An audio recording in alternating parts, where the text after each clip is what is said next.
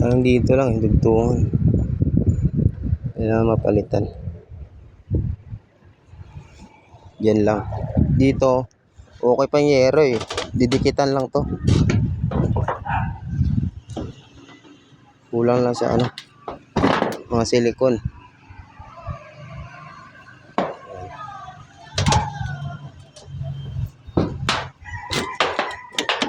So, ito.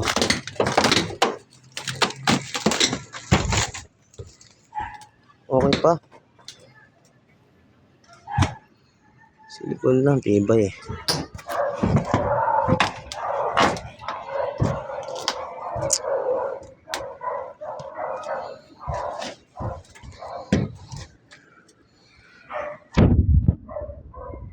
Yan.